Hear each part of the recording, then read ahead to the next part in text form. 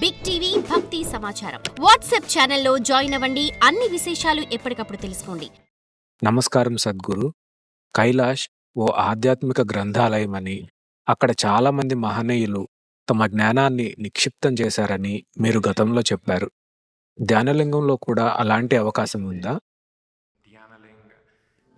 మీకు తెలిసినట్టుగా వెలయంగిరి శిఖరాన్ని దక్షిణ కైలాసం అని పిలుస్తారు. ఎందుకంటే దానికి అచ్చం అలాంటి గుణాలున్నాయి. కానీ అదే పరిమాణం కాదు. పరిమాణం ముఖ్యమా? మెప్పించే విషయానికొస్తే ముఖ్యం. జ్ఞానోదయం విషయానికొస్తే ముఖ్యం కాదు. ఎందుకంటే ఉదాహరణకు మీ స్కూల్ లైబ్రరీకి లేదా కాలేజీ లైబ్రరీకి వెళ్ళారనుకోండి. అక్కడ దాదాపు 5 లక్షల పుస్తకాలుంటాయి. ఇంకో పబ్లిక్ లైబ్రరీకి వెళ్తే అక్కడ 1 కోటి పుస్తకాలుంటాయి. 5 లక్షల పుస్తకాలున్న చోటుకెళ్ళినా 1 కోటి పుస్తకాలున్న చోటుకెళ్ళినా మీరు చదివేది బహుశా 10, 50 లేదా గరిష్టంగా 100 పుస్తకాలు. 5 లక్షల పుస్తకాలు లేదా 1 కోటి పుస్తకాలు చదవరు. కాబట్టి అది కేవలం ఎంచుకోవడానికి సంబంధించిన ప్రశ్న. మీరు 1 కోటి పుస్తకాలున్న లైబ్రరీకి వెళ్తే అక్కడ మంచి లైబ్రరీన్ ఉంటే తప్ప మీకు కావలసింది అసలు కనుక్కోలేరు. అవును, కనుక్కోలేరు. చాలా బాగా వర్గీకరించి ఉంటే తప్ప. కైలాష్ అలా వర్గీకరించి లేదు, తెలుసా? అది చిక్కుబడ్డ జుట్టు లాంటిది. దాన్ని ఆ విధంగా వర్ణిస్తారు. అది ఉన్నది కూడా అలానే. అది ఆదియోగి జటాజుటంలా ఉంటుంది. ఆయన ఇలా అన్నాడంటే వర్గీకరణంతా చెదిరిపోతుంది.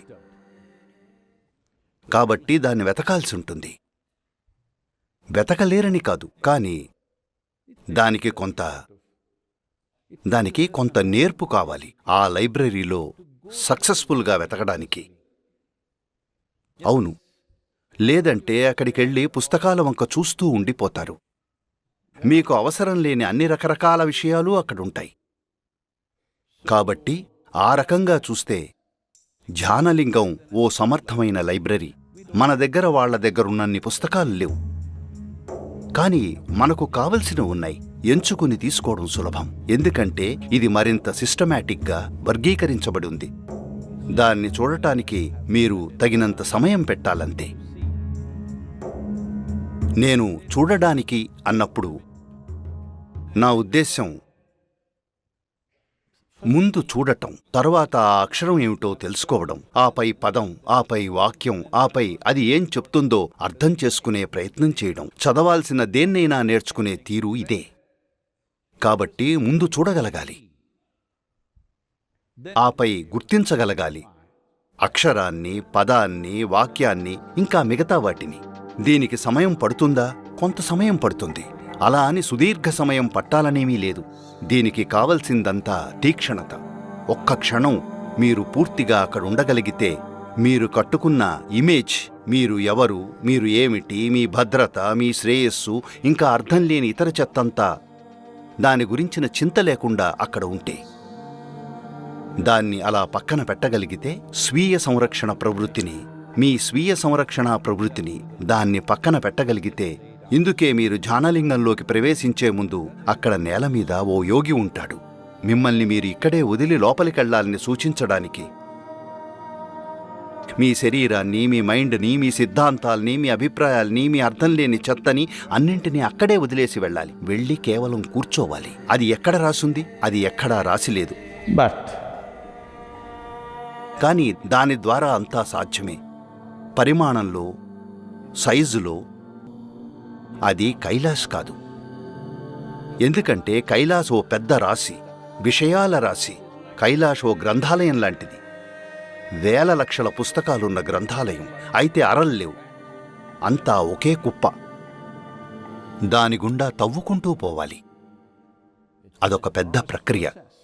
ఆఖరికి గొప్ప ఋషులు కూడా, రిషభ మహర్షి కూడా వెళ్ళి తన్ని తాను కోల్పోయాడు. ఆయన మళ్లీ తిరిగి రాలేదు. ఎందుకంటే కోట్ల పుస్తకాలను లేదా ట్రిలియన్ పుస్తకాలను ఒకే పెద్ద కుప్పగా చూసి మీరు కనుక్కోవాలనుకుంటున్న పుస్తకం కోసం దాంట్లోకి చొచ్చుకుంటూ పోతే ఇక బయటకు రారు. జరిగిందదే. ఆయనకే కాదు, చాలామంది ఇతర ఋషులకు, సాధువులకు అది జరిగింది. నేను 3 నెలల పాటు అక్కడ క్యాంప్ చేద్దామనుకున్నాను. కొంతమందితో కలిసి దాన్ని పరిశీలించే ప్రయత్నంలో ఉన్నాను. ఆపై కొంచెం దగ్గరగా పరిశీలించాక నాకు అర్థమైపోయింది, నేనక్కడికెళ్తే ఇక అంతే సంగతి. కాబట్టి ఇక్కడుండటం నాకు పర్వాలేదు.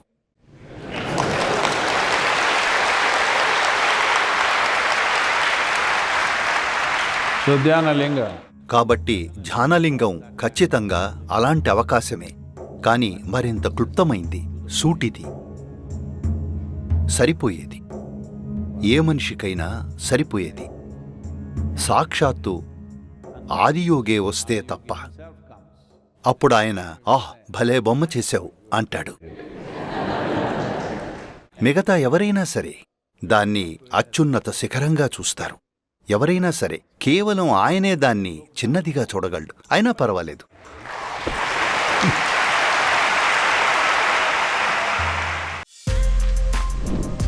For more videos like this, subscribe Big TV channel.